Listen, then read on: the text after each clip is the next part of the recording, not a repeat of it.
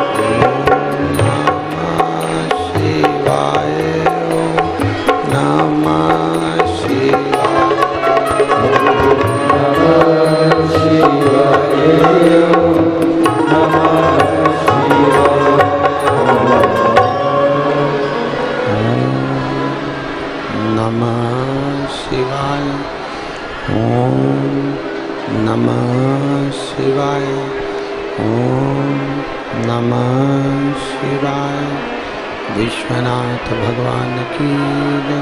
महाकालेश्वर भगवान की जय। ओंकारेश्वर भगवान की जय। हाटकेश्वर महादेव की जय। कुबेरेश्वर महादेव की जय। हर हर महादेव। हर हर महादेव। हर हर महादेव। काशी विश्वनाथ गोवर्धनी त्रिकालदर्शी कैलाशी अविनाशी भगवान शिव, जिनकी पुनीत पावन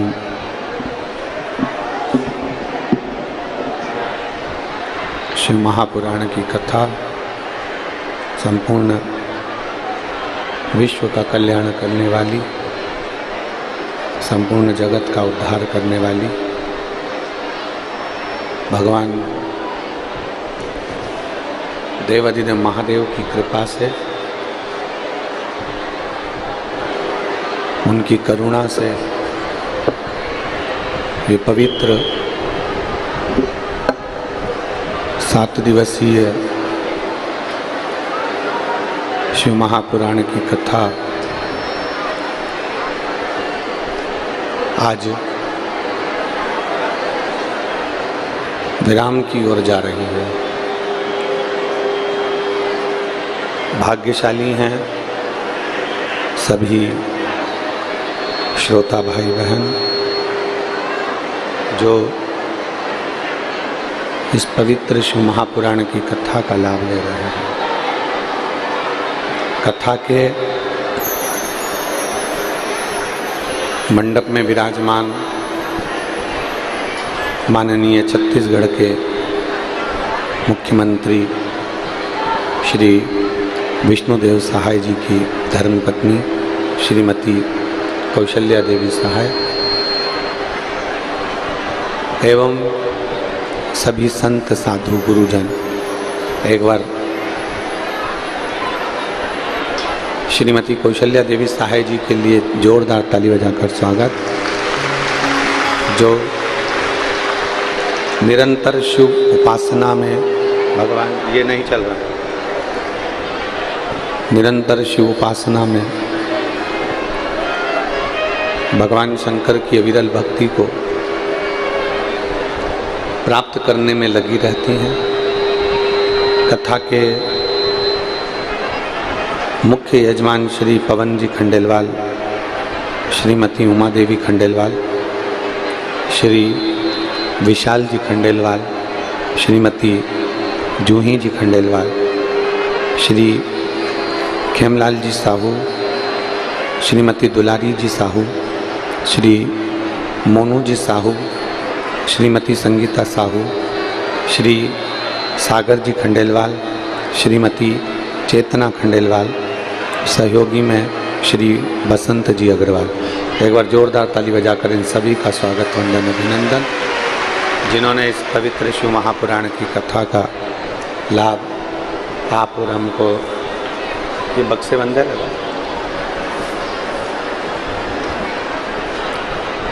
भगवान देवादिदेव महादेव की पवित्र कथा को श्रवण करने का सौभाग्य आप और हमको प्राप्त कराया। भगवान देवादिदेव महादेव जो संपूर्ण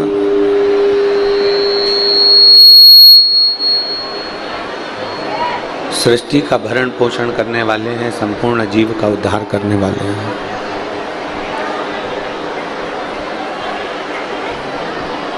चाहे वो मनुष्य हो,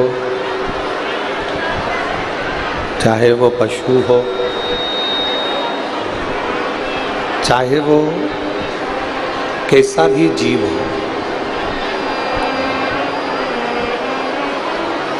जो परमात्मा की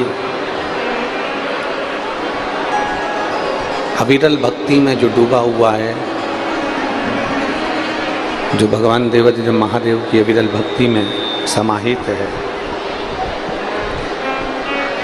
उसके लिए मेरा देवादिदेव महादेव, मेरा भगवान ओघड़दानी, मेरा शंभू, मेरा त्रिकालदर्शी, मेरा कैलाशी अविनाशी हमेशा नंदी लेके तैयार खड़ा हुआ है। बाहर की आवाज खोलो भाई, बाहर की आवाज खोलो। वो हमेशा नंदी लेके तैयार खड़ा रहता है। केवल उसको पुकारने वाला चाहिए।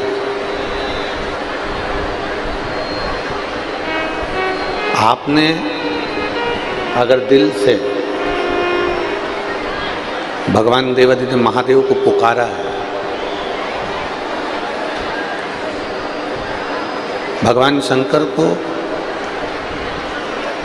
एक बार अगर दिल से पुकारा है तो ये निश्चित है कि भगवान शिव, भगवान ओघड़दानी, भगवान शंकर, त्रिकालदर्शी, कैलाशी अविनाशी, भगवान शिव किसी न किसी रूप में आकर आपका और हमारा उद्धार करते ही हैं। और शंभू शरणे पड़ी मांगू घड़ी रे घड़ी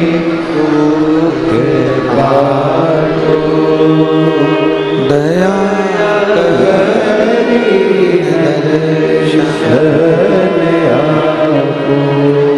शंभू शरणे पड़ी मांगू घड़ी रे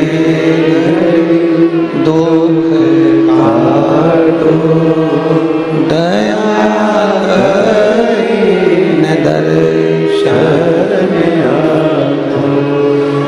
आप जिस रूप में उसको पुकारोगे, जिस तरह से आप उसको पुकारोगे, जिस भाव से आप भगवान शंकर को पुकारने का प्रयास करोगे, जिस भाव से आप उसे पुकारोगे, वो मेरा शंकर, मेरा ओघड़दानी, मेरा त्रिकालदर्शी, मेरा कैलाशी, मेरा अविनाशी शिव आपके करीब में आएगा जरूर, आपके नजदीक में जरूर आएगा।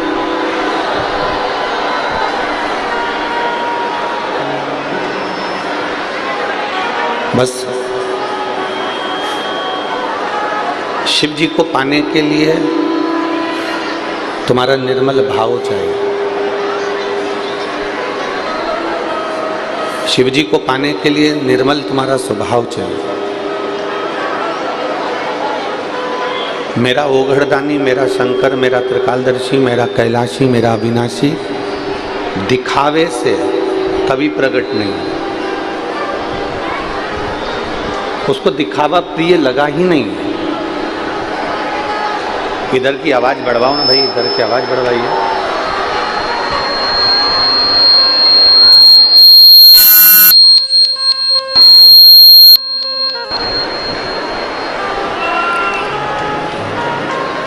मेरे ओघड़दानी को, मेरे शंकर भगवान को दिखावा प्रिय है ही नहीं। शिव को आप ये से लाखों की संख्या में आज आए हो, पंडालों के बाहर बैठे हो, पंडालों के अंदर बैठे हो, आस्था चैनल के माध्यम से कथा सुन रहे हो या मोबाइल के माध्यम से कथा सुन रहे हो, आप जिस भाव से कथा का रसपान ग्रहण कर रहे हो, आप जिस भाव से भगवान शिव की पवित्र कथा का रसपान कर रहे हो, वो देवाधिदेव महादेव सहज भाव से आपको स्वीकार कर लेता है। सहजता का भाव है। ये स्पीकर ऑन नहीं चल रहा है, एक भी स्पीकर नहीं चल रहा है यहाँ, और बाहर की इधर की आवाज खोलिए।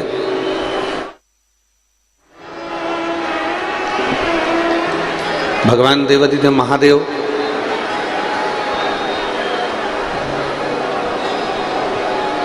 आपकी सहज भाव से, सरलता से, सहजता से रीझ जाते हैं। शिव को रिझाना, बहुत देर तक प्रार्थना में बैठे रहना, या बहुत देर तक साधना में बैठे रहना, या बहुत देर तक उसके मंदिर में बैठे रहना, उससे ये नहीं कि आप 2 घंटा, 4 घंटा, 6 घंटा, 8 घंटा भगवान के मंदिर में बैठे हुए हो तो भगवान जल्दी प्रसन्न होगा।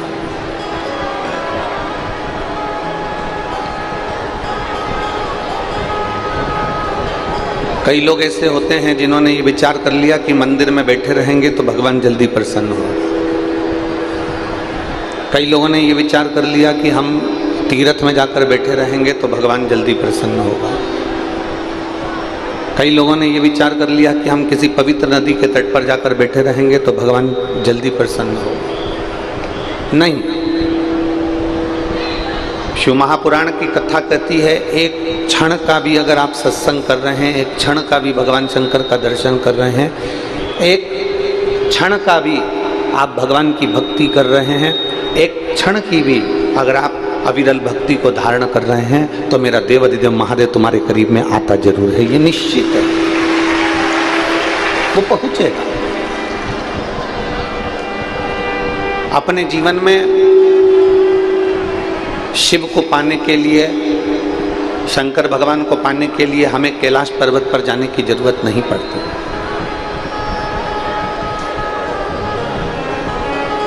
अगर कोई तुमसे कहे कि कैलाश पर्वत पर जाएंगे तो शंकर जी मिल जाएंगे, अगर कोई तुमसे कहे कि हम कैलाश पर्वत पर जाएंगे तो हमें भगवान देवाधिदेव महादेव प्राप्त हो जाएंगे, तो शिव भगवान से, भगवान ओघड़दानी से, भगवान देवाधिदेव महादेव से माता पार्वती जी ने भी अपने मन की बात पूछी। माता पार्वती जी भी भगवान शंकर से कहती हैं कि आपका निवास कहां पर है, आप कहां रहते हो? कोई कहता है कि आप कैलाश में निवास करते हो, कोई कहता है आप केदार में निवास करते हो, कोई कहता है आप काशी में निवास करते हो, कोई कहता है आप भीमा शंकर में, कोई कहता है उज्जैनी में, कोई कहता है सोमनाथ में, कोई कहता है नागेश्वर में, कोई कहता है ओमकारेश्वर में, कोई कहता है कि आप कैलाश के निवासी हो, हिमालय और पर्वतों पर निवास करते हो, आप प्रयाग में रहते हो, आप हरिद्वार में रहते हो। कई लोग कहते हैं, माता पार्वती जी भी शिव जी से कह रही हैं कि दुनिया के लोग कहते हैं कि आप यहाँ निवास करते हो, पर भगवान देवाधिदेव महादेव कहते हैं, भगवान शंकर कहते हैं, पार्वती अगर तुम पूछ रही हो कि मेरा निवास कहाँ है, अगर तुम पूछ रही हो कि मैं कहाँ रहता हूं, तो देवाधिदेव महादेव कहते हैं पार्वती, मैं उस भक्त के हृदय में सदा निवास करता हूं जो दुनिया के लोगों का दुख मिटाने का कार्य करता हो और कहीं ना कहीं किसी ना किसी की सहायता करता हो।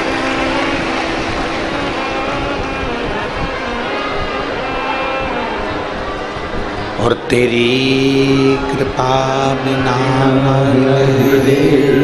एक भी अणु लेते हैं श्वास, तेरी कृपा से तनो तनो।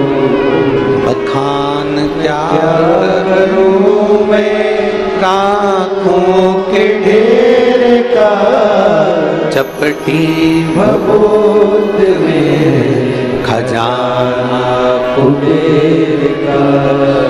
हे गंगाधार मुक्ति द्वार ओंकार तू, भोले ओंकार तू। आयो शरण दिया शंभु तार तार तू। शिव कह रहे हैं, भगवान ओगढ़दानी कह रहे हैं, भगवान शंकर कह रहे हैं, मेरा निवास उस भक्त के हृदय में होता। गला पकड़ रहा है, बहुत खींच के बोलना पड़ रहा है। मेरा निवास उस भक्त के हृदय में होता है जो सदा दुनिया के लोगों के लिए, दूसरे के लिए सहयोग की भावना रखता हो।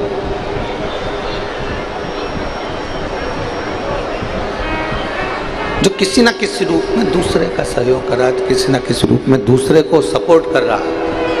शिव कहते हैं मैं उसके साथ में हूं। देवाधिदेव महादेव कहते हैं कि मैं उसके करीब में हूं, उसके साथ में। कल एक भक्त से बात हो रही थी खंडेलवाल जी के यहाँ, जब हम शाम के समय पर मिल रहे थे, तो एक भक्त से बात हो रही थी। तो वो भक्त पूछ रहा था कि अपने बच्चों को, अपने परिवार को हम क्या देकर जाएं, अपने बच्चों को, अपने परिवार को हम क्या देकर जाएं जिससे हमारी पूरी जिंदगी, हमारे बच्चों की भी जिंदगी बहुत आनंद में रहे। हम क्या दें अपने बच्चों को, हम क्या प्रदान करें अपने बच्चों को।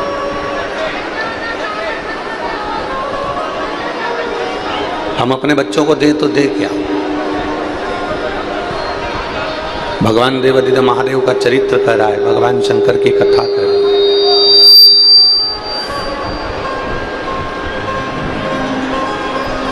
आप अपने घर के बच्चों के लिए जमीन, घर, जायदाद, जेवर सब कुछ रख कर जाओगे।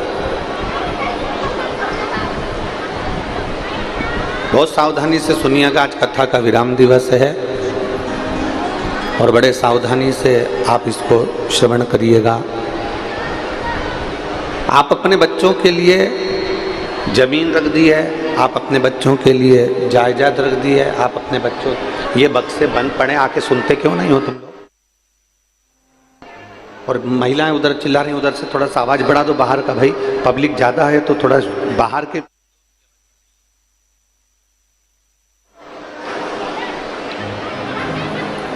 अपने घर के बच्चों के लिए जमीन, अपने घर के बच्चों के लिए जायदाद, अपने घर के बच्चों के लिए जेवर, अपने घर के बच्चों के लिए गाड़ी बंगला, हम सब कुछ रख कर जाते हैं।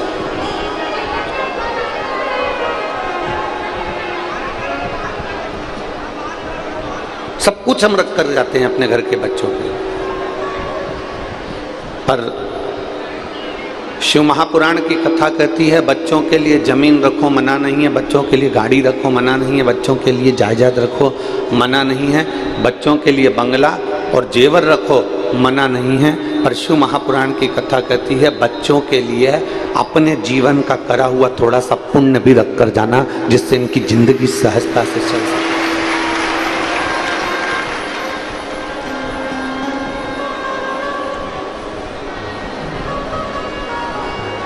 जिससे इनका जीवन सहजता से चल सके। थोड़ा पुण्य इकट्ठा करो, थोड़ा सा पुण्य एकत्रित कर इन बच्चों के लिए रखकर जाना है। थोड़ा सा पुण्य इन बच्चों के लिए होना जरूरी है। उसका कारण जमीन छोड़ गए, जायदाद छोड़ गए, गाड़ी छोड़ गए, बंगला छोड़ गए,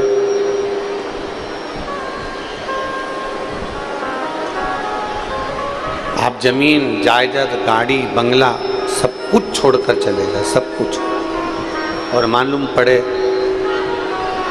कि आपका पुण्य उन बच्चों के पास में है ही नहीं। मान लो पुण्य है ही नहीं, तो वो जमीन जो तुम छोड़ कर गए हो ना, वो जमीन उसका भोग नहीं कर पाएगा। गाड़ी बंगला छोड़ कर गए हो तो उसका भोग नहीं कर पाएगा।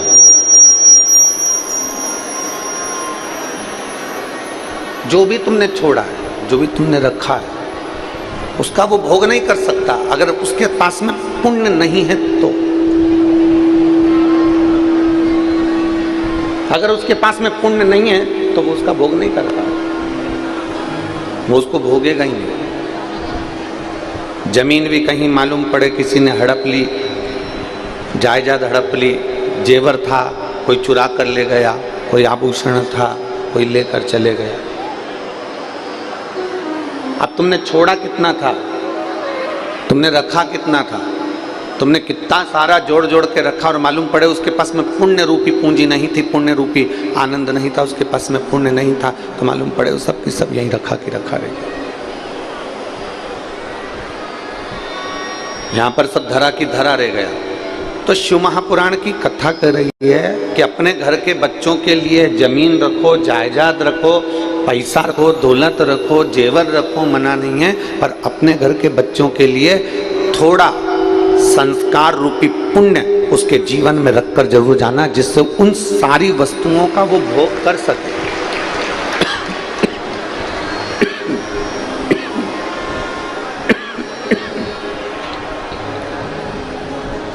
जिससे वो सारी वस्तुओं का भोग कर सके।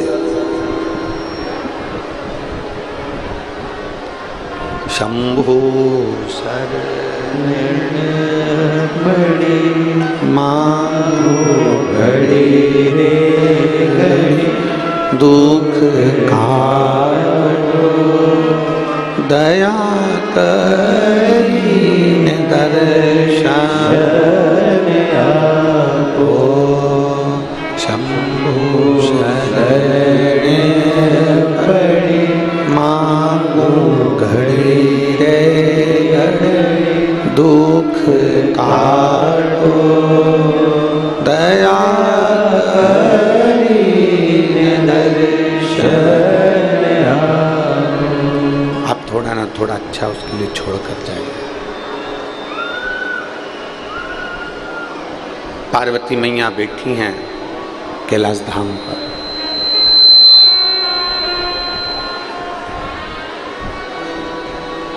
और पार्वती मैया कैलाश धाम पर विराजमान है।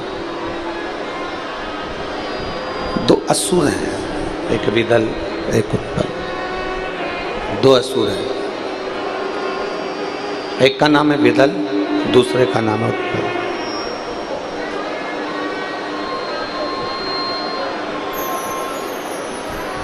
इन दोनों ने माता पार्वती जी की सुंदरता को देखा, आकर्षित हुआ। कल कथा में कहा था कि चोर की नज़र चेन पर होगी और लुच्चे की नज़र आपकी सुंदरता पर होगी। ये विदल और उत्पल, ये दो जो असुर हैं, विदल और उत्पल जो राक्षस हैं, दो असुर हैं,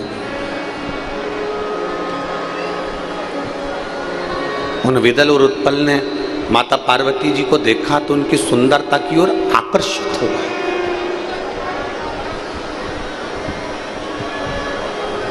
और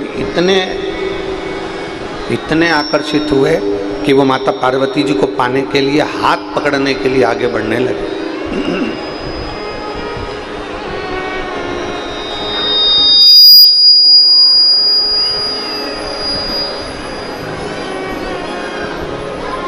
माता पार्वती जी का हाथ पकड़ने के लिए आतुर होने लगे और पार्वती जी ने देखा कि ये विदल और उत्पल दो असुर आ रहे हैं। पार्वती जी देख रही हैं कि ये दोनों असुर सामने से आ रहे हैं और मुझे पाना चाहते हैं, मुझे छूना चाहते हैं, मुझे मेरा हाथ पकड़ना चाहते हैं। ये मेरे पास में आ रहे हैं और मेरा हाथ पकड़ना चाहते हैं।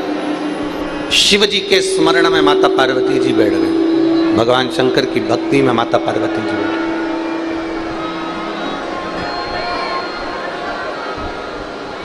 और जो पार्वती मैया भगवान शंकर की अविरल भक्ति में डूबी, अच्छे कार्य की, श्रेष्ठ कर्म की प्रेरणा मेरा देवाधिदेव महादेव ही देता है। जब इस शरीर के द्वारा, इस आत्मा के द्वारा, इस मन के द्वारा, आप हो, हम हैं, किसी के भी शरीर के द्वारा, आत्मा के द्वारा, मन के द्वारा कोई अच्छा कार्य हो रहा हो ना, बहुत अच्छा कार्य आपके हाथ से हो रहा हो, तो समझ लेना ये प्रेरणा देने वाला कोई दूसरा नहीं, ये देवाधिदेव महादेव ही प्रेरणा दे रहा है। जैसे ये पवन जी हैं, विशाल जी हैं, सागर जी हैं, मोनू जी हैं, ये सब जो कथा का आयोजन करा रहे हैं,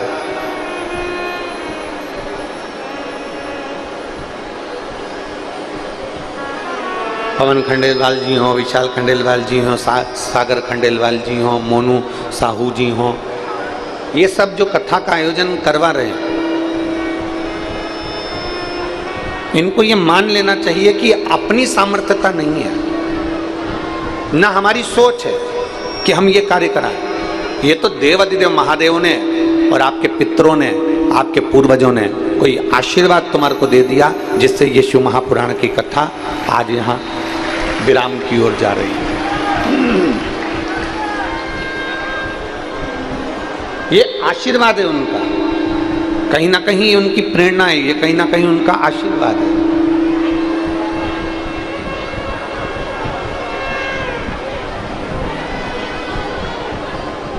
मेरे देवाधिदेव महादेव की कुछ प्रेरणा होगी, मेरे देवाधिदेव महादेव की कुछ कृपा होगी, जो आज हम और आप पवित्र हाटकेश्वर महादेव की इस भूमि पर, अमलेश्वर की इस धरा पर बैठकर शिव महापुराण की कथा सुन रहे हैं। कहीं पुण्य होगा हमारा, कहीं हमारे पूर्वजों का आशीर्वाद होगा, कहीं देवाधिदेव महादेव ने कोई अच्छी बुद्धि, चित्त, प्रेरणा हमको दी है।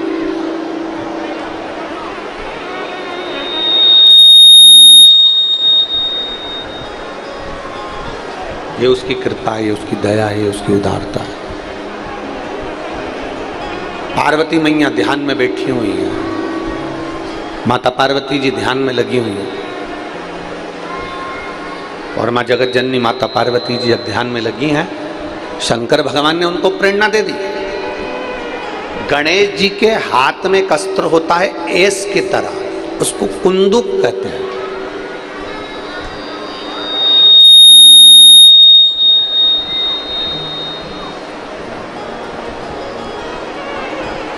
उसको कुंदुक कहा जाता है। पार्वती जी ने उस कुंदुक को उठाया और कुंदुक को उठाकर जो प्रहार करा विदल उत्पल पर, विदल उत्पल के प्राण तो छूट गए, पर वो कुंदुक जाकर देवाधिदेव महादेव के पास में गिर गया, शिव जी के चरणारविंद के पास में गिरा। और जैसे ही शंकर भगवान के चरणों में जाकर वो कुंदुक गिरता है, शंकर भगवान प्रसन्न चित्त में माता पार्वती से कहते हैं, पार्वती तुम्हारे द्वारा फेंके गए इस कुंदुक को मेरे चरणारविंद में आना था, इसलिए मेरे नाम का उच्चारण होना था, तो मेरा नाम कुंदकेश्वर महादेव होगा। मेरा नाम कुंदकेश्वर महादेव। आवाज बिल्कुल सही नहीं है आज साउंड की। मेरा नाम कुंदकेश्वर महादेव होगा क्योंकि ये कुंदुक मेरे चरणों में आकर गिरा। और सुनो पार्वती, संसार का मनुष्य, संसार में जन्म लेने वाला मानव, संसार का मनुष्य, संसार में जन्म लेने वाला मानव जब विषम, बहुत गहन, बहुत तीव्र बीमारी में जब घिर जाता है, बहुत तीव्र बीमारी में, गहन बीमारी में, बहुत भारी बीमारी में जब वो घिर जाता है, शंकर भगवान कहते हैं पार्वती जी वो मेरे मात्र कुंदकेश्वर नाम का स्मरण कर कर अगर जल का आचमन भी करता है तो वो औषधि का कार्य कर जाता है। मान लो जल का आचमन भी करा ना उसने तो वो औषधि का कार्य कर जाता है। एक पत्र है देखिए,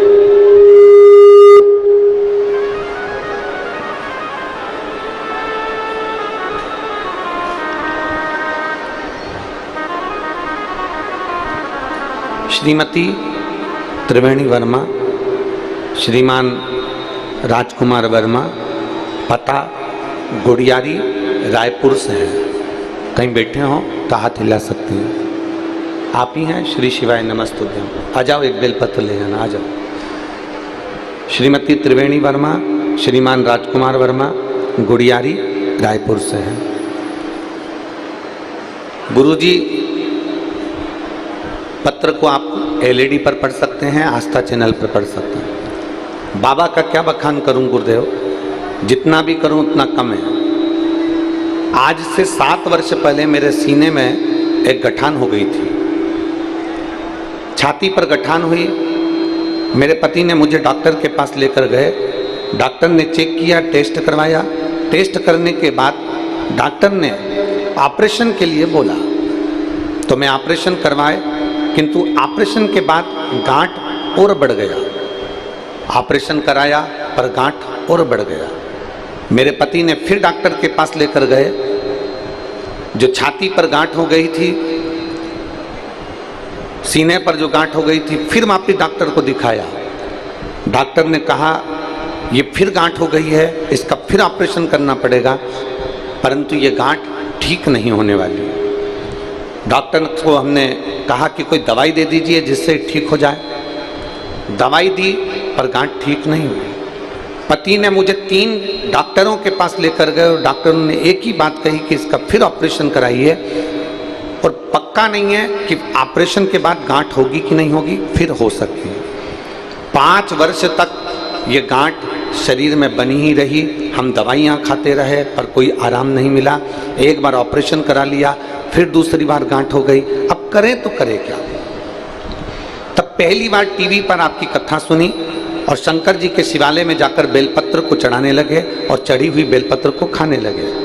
मैं बाबा को क्या धन्यवाद देने के लिए मेरे पास वाणी नहीं है। गुरुजी, मैंने 4 महीने तक रोज शिवालय में जाती, जल चढ़ाती, पीती और एक बेलपत्र बाबा की चढ़ी हुई खा लेती।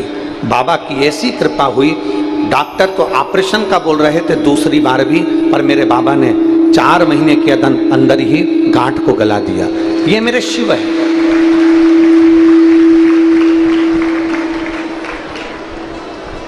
ये मेरे शंकर है, ये मेरे ओघड़ी है, ये मेरे दयालु, मेरे दातार, ये मेरे शंभू हैं, ये ओघड़दानी है।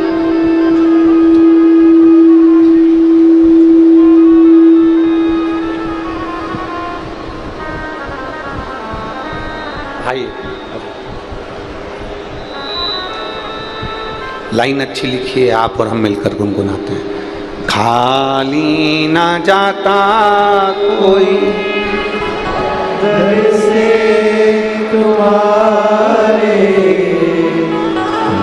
ठीक है। न जाता कोई दर से तुम्हारे, मेरी हो बाहें पसारे, अपने हृदय से लगा लो गिरा जा रहा हो, उठा लो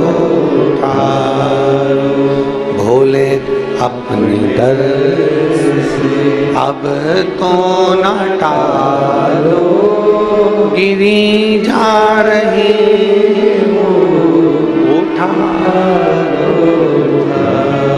शिव कथा कह रहे हैं। भगवान देवादिदेव महादेव का संवाद कह रहा है।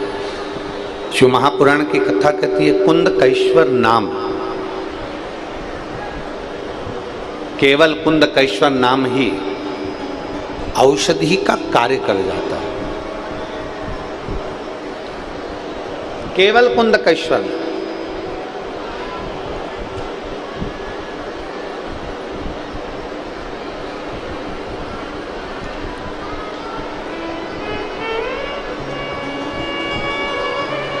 जहां आपको लगे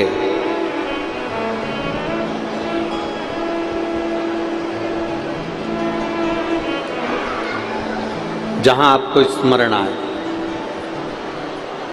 कभी जिंदगी में एक बार प्रयोग कर कर जरूर देखो।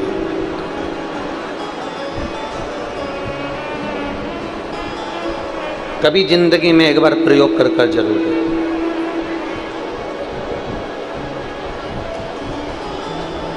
कि शंकर भगवान पर चढ़ी हुई बेलपत्री खाने का क्या लाभ हो सकता है, शिव जी को चढ़ाए गए एक लोटा जल से क्या लाभ हो सकता है। अभी बीच में हमारे शरीर को कष्ट हुआ, चोट लगी, डॉक्टरों के हिसाब से महीने ज़्यादा लगने थे, पर कुंदकेश्वर महादेव का नाम लेकर जल पीना, डॉक्टर जो औषधि दिए उस औषधि को भी कुंदकेश्वर महादेव के नाम से खाना और बेलपत्री का सेवन करना। बाबा की ऐसी कृपा हुई कि कई महीने लगना थे और बाबा की कृपा से 20-22 दिन में बाबा ने खड़ा कर दिया। ये शिव आराधना का फल है।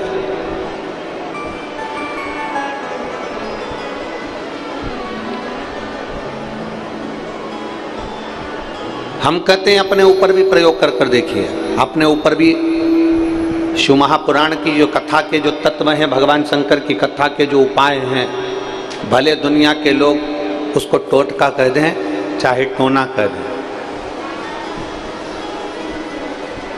दुनिया के लोग कुछ भी कहें, पर शिव महापुराण का एक एक उपाय आपकी जिंदगी को सार्थकता देता है।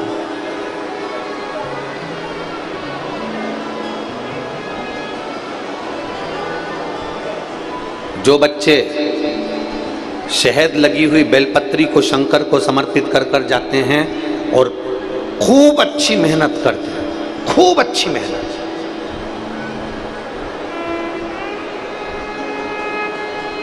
खूब अच्छी पढ़ाई करें, खूब मेहनत करें और आखिरी में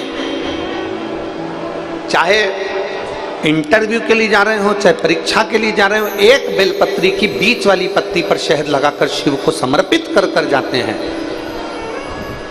एक बार अगर बाबा ना करा हो, 2 बार ना करा हो, तो निश्चित है तो भी मेरा बाबा एक ना एक दिन तुम्हें मंजिल तक पहुंचा ही देता है। बाबा एक ना एक दिन मंजिल तक पहुंचा जरूर देता है।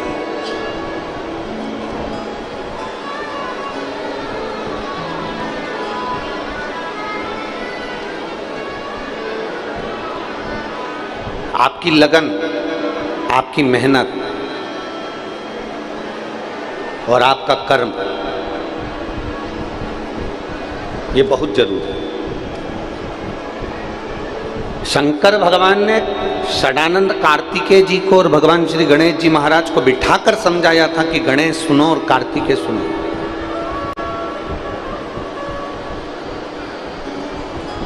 दो चीजें अपनी जिंदगी में धारण कर लेना, षडानंद कार्तिकेय और गणेश, दो बातें अपनी जिंदगी में उतार लो। एक,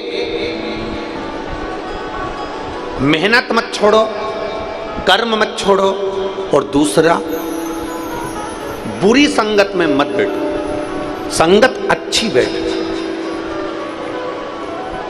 और जो शंकर भगवान के शब्द थे वो शब्द आपकी जिंदगी में उतारिएगा। एक, पानी की बूंद, गरम तवा है,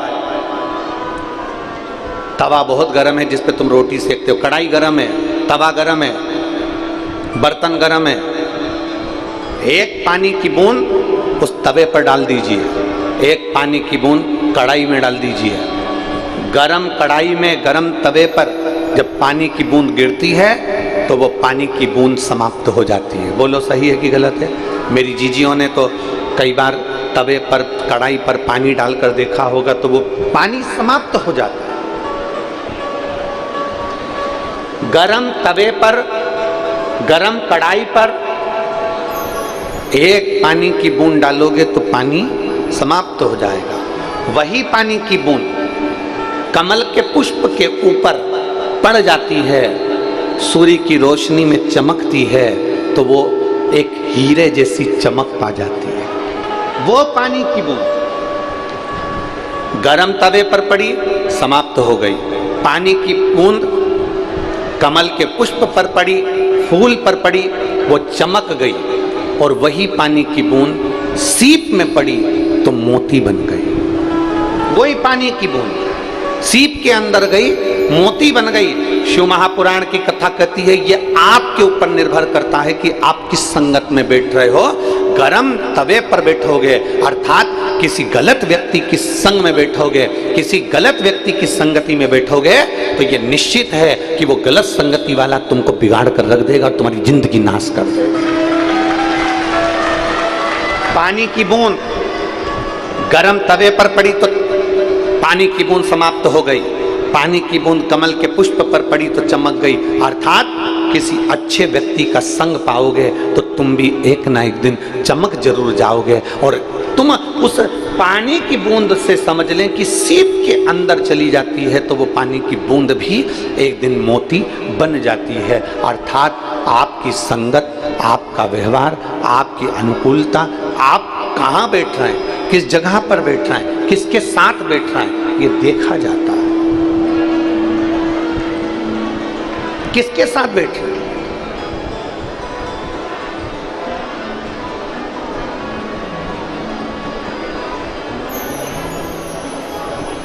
जिसके साथ बैठ रहे हो बर्बाद तो नहीं कर रहा है आपको। 3 मित्र व्यक्ति को बर्बाद कर देते हैं, हमने पहले भी कथा में कहा। पहले नंबर का ताली, प्रशंसा करने वाला तुम्हें एक दिन बर्बाद कर देगा। बहुत बढ़िया, दे 2-4 और धर के दे, खूब मार अच्छे से। तेरे में इतनी दम है रे, तेरे पास खूब पैसा है, तेरे पास कमी है क्या? 2-4 को अगर मार भी देगा तो तेरा पिताजी छुड़ा लाएगा। ये प्रशंसा करने वाले, ताली बजाने वाले, प्रशंसा करने वाले एक दिन तुमको खड्डे में लाकर छोड़ देंगे। ताली मित्र, थाली मित्र, होटल में खिलाने वाले एक दिन तुझे बर्बाद कर कर छोड़ देंगे। और तीसरे नंबर पर है प्याली मित्र, एक साथ पीना, जो तुम्हें पीने की भी आदत ना हो और पीने की आदत डाल दें, वो तुमको बर्बाद के सिरे पर लाकर छोड़ देंगे। ये निश्चितता है। आप किसकी जिंदगी जी रहे हो?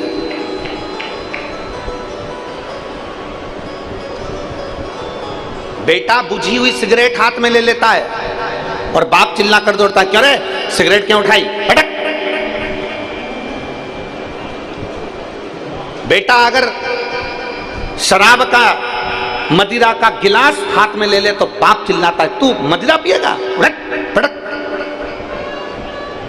हमारा निवेदन है, आप अपने बच्चे को मदिरा पीना नहीं सिखाएंगे, आप अपने बच्चे को सिगरेट पीना नहीं सिखाएंगे, आप अपने बच्चे को गांजा पीना नहीं सिखाएंगे, आप अपने बच्चों को गलत जगह पर जाना नहीं सिखाएंगे, तो सबसे पहली प्रेरणा बाप देता है। अगर बाप गलत काम करेगा तो औलाद भी गलत काम करेगी, निश्चितता।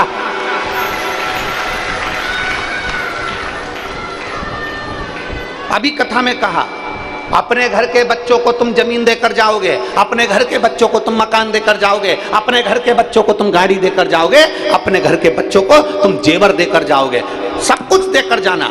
अगर आप अपने बच्चों को संस्कार देकर नहीं गए तो ये बच्चे जितनी जमी जमाई जमीन जायदाद गाड़ी बंगला है ना, एक दिन नशे की हालत में कहाँ सिग्नेचर कर आ जाएगा, किसको देकर आ जाएगा मालूम नहीं पड़ेगा, कहाँ बर्बाद कर आएगा मालूम नहीं पड़ेगा। शिव महापुराण की कथा में संकल्प लेकर जाया करो कि मैं संकल्प लेकर जा रहा हूं कि मैंने अभी तक भले दारू का नशा करा हो, सिगरेट का नशा करा हो, गांजे का नशा करा हो, चरस का नशा करा हो, मैंने जिंदगी में सारे नशे करे हो, पर आज शिव महापुराण की कथा से मैं प्रेरणा लेकर जाता हूं कि अपनी औलाद को अगर अच्छा बनाना है तो सबसे पहले नशा मैं छोड़ूंगा।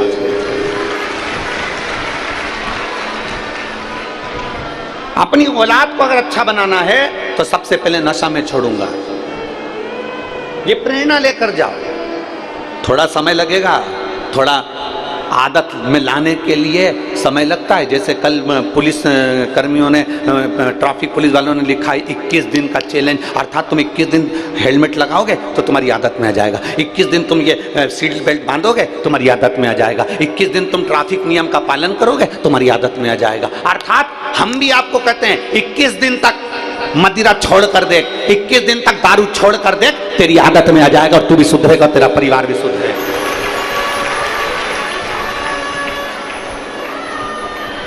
अपने बच्चों को हम गर्त में लेकर जा रहे हैं,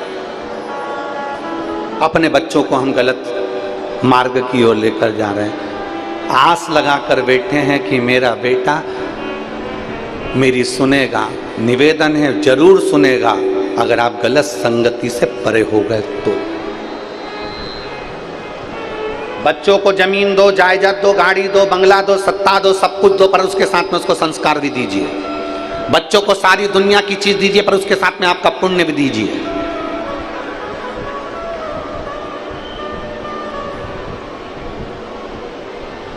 पुण्य भी दो उसको।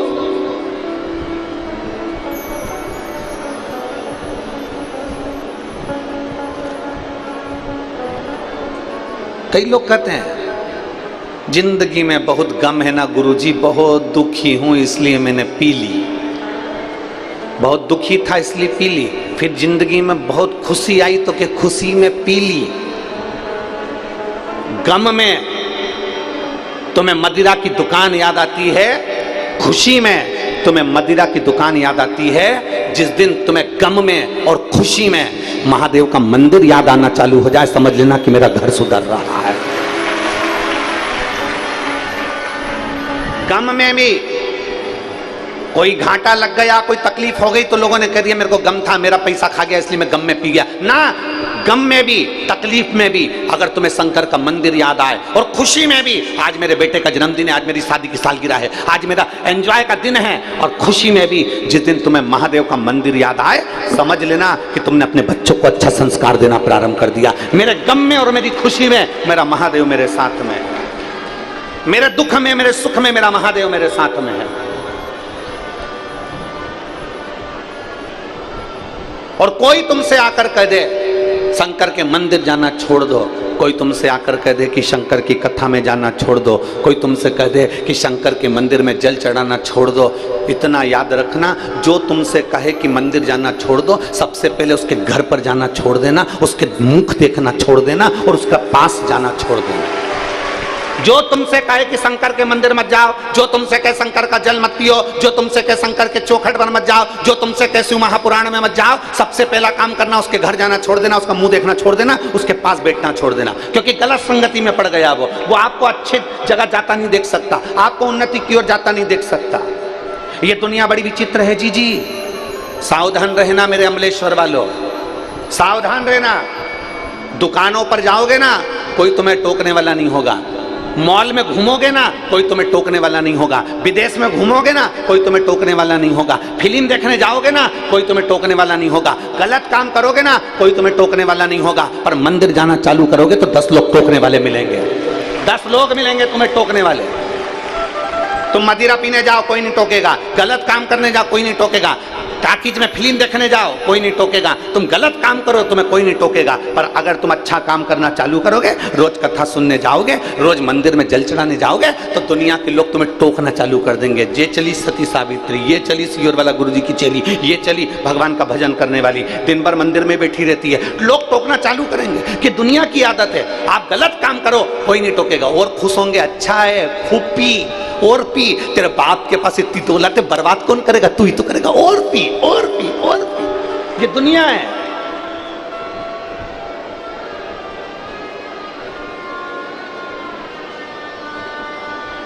कोई नहीं टोकेगा। फिल्म देखने जाओ, बोला ईमानदारी से बोला, आप लोग कभी टाकीज में गए हो फिल्म देखने के लिए, किसी ने टोका तुमको कि फिल्म मत देखा करो, फिल्म मत जाया करो? आप लोग रायपुर में बड़े बड़े मॉल में घूमने के लिए जाते हो, उस मॉल में किसी ने टोका? या मॉल में काय को आते हो, मॉल में मत जाया करो, दुकान पर मत आया करो, कोई ने टोका? टोकेंगे तो केवल एक बात के लिए टोकेंगे, क्या करोगे कथा में जाके? गर्मी बहुत तेज पड़ रही है, धूप बहुत तेज पड़ रही है, बहुत ऐसा हो रहा है, क्या करोगे कथा में जाकर? क्या करोगे मंदिर जाकर? मंदिर जाने की कोई अपनी उम्र है? जब बुढ़े हो जाएंगे जब मंदिर जाएंगे, बुढ़े हो जाओगे तो हाथ कांपेंगे, नेत्रों से दिखाई नहीं देगा, पूरा की पूरा सोफा सेट निकल जाएगा, पूरा की पूरा सोफा सेट बाहर। पापड़ भी नहीं खा पाओगे, ऐसे मल मल के खाना पड़ेगा पापड़ को भी, क्योंकि सोफा सेट ही नहीं है, पूरे दांत निकल के बाहर।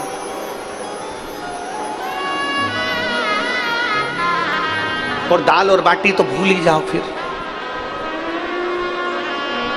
सोफा सेट ही नहीं, क्या करोगे? देखिए, half set, full set, dinner set, drawing set, sofa set, और मालूम पड़े घर में आदमी अपसेट, क्या करेगा वो सेट? पत्नी से पूछो कि उसके गले में सोने का हार अच्छा लगता है क्या? पत्नी एक ही बात कहेगी, ये सोने का हार जब शोभा देगा जब मेरा पति गलत संगति से बाहर होगा, तो सोने का हार भी मेरे गले में शोभा देगा। क्या मेरे हाथ में ये सोने की चूड़ियां शोभा देगी? हीरे रतन माणिक मोती की चूड़ियां शोभा देगी? नहीं, शोभा जब देगी जब मेरे पति पर कोई उंगली ना उठाए, कोई मेरे पति को नशेला, गंजेड़ी, भंगेड़ी आप शब्द ना कहे। मेरा पति जब श्रेष्ठ हो जाए तो मेरे हाथ में हीरे की चूड़ियां भी शोभा देती हैं, मेरे गले का हार भी शोभा देता है। पत्नी से पूछो। इसलिए निवेदन है मेरा आप सबसे, मत बुरे कर्म कर बंदे वरना पछताए, भगवान की आंखों से तू बच नहीं पाएगा, तू बच नहीं पाएगा। अरे ओ अज्ञानी मत करना, अरे ओ अज्ञानी मत करना, तेरे कर्म का फल भी तू ही पाएगा, जैसा किया तूने तेरे आगे आएगा।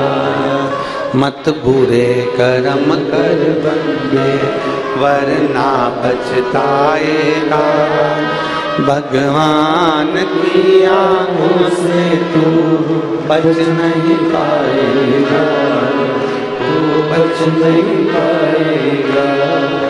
अरे ओ अज्ञानी मत करना दानी। एक पानी की बूंद तवे पर पड़ी जल गई, पानी की बूंद कमल पर पड़ी चमक गई, पानी की बूंद अगर सीप में पड़ी तो मोती बन गई। आप पर निर्भर करता है कि आप किसके साथ रहना पसंद करेंगे, किस किस संगति में आना पसंद करेंगे, किसके करीब रहना पसंद करेंगे।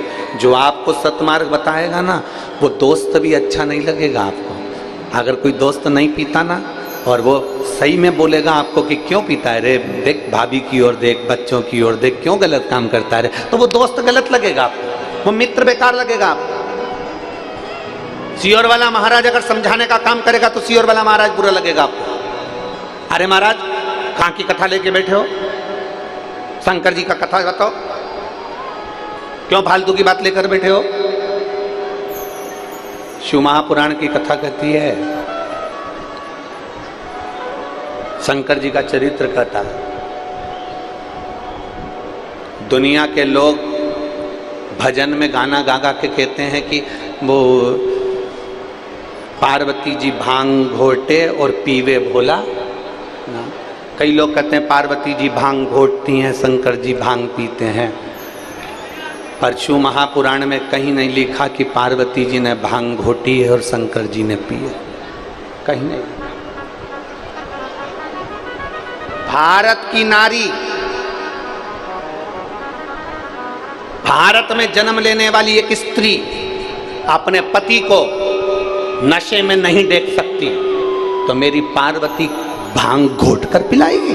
भूतो न भविष्य दो, कभी नहीं।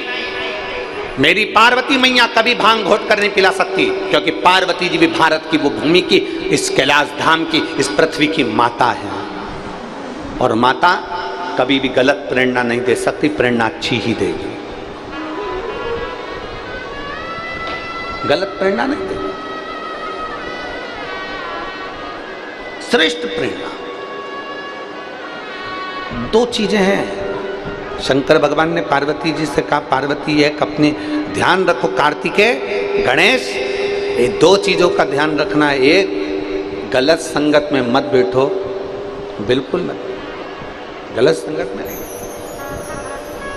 अच्छी संगत करो।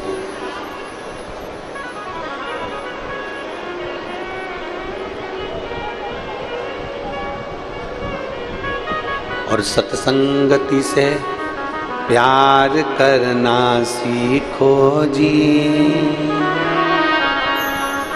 इस देह का उद्धार करना सीखो जी।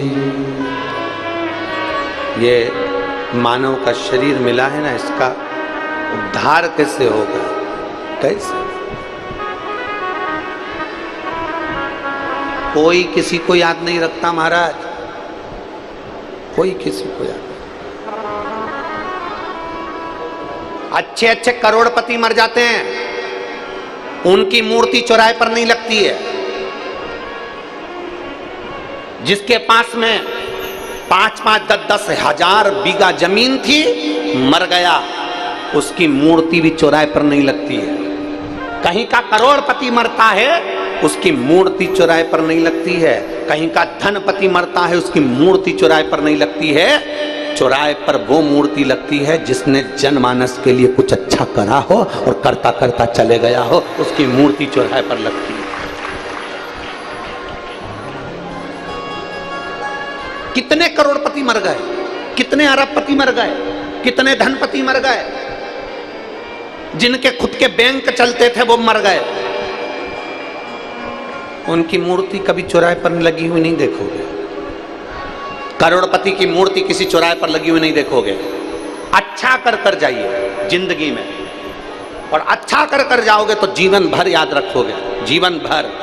अमलेश्वर के लोग, अमलेश्वर के भक्त और अमलेश्वर के आसपास के 40-50 गांव के लोग, श्री पवन खंडेलवाल जी हों, विशाल खंडेलवाल जी हों, चाहे सागर खंडेलवाल जी हों, चाहे मोनू जी साहू हों, ये पक्का है कि जब जब अमलेश्वर में कोई भी कथा होगी, सबसे पहले सब लोग तुम चारों को याद करेंगे कि कथा करवाई थी तो इन्होंने करवाई थी। याद करेंगे लोग कि आपने कथा करवाई। बड़ा बड़ा कथा का पंडाल, भीड़, भक्तों का सैलाब, शिव भक्तों का आनंद। शिवरात्रि, एक दिन की कथा में रात्रि को पड़ गई शिवरात्रि, उसका आनंद। तुम अच्छा तो करो,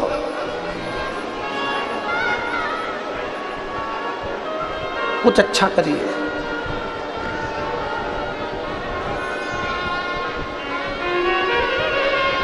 गए, कभी प्यासे को पानी, बोलो जम के बोलो, तुम लोग बोलो, कभी प्यासे को पानी पिलाया नहीं, फिर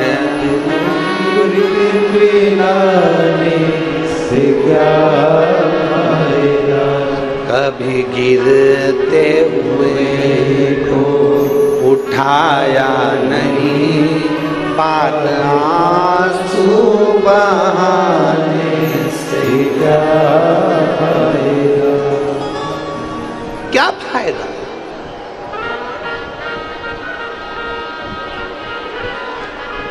क्या लाभ।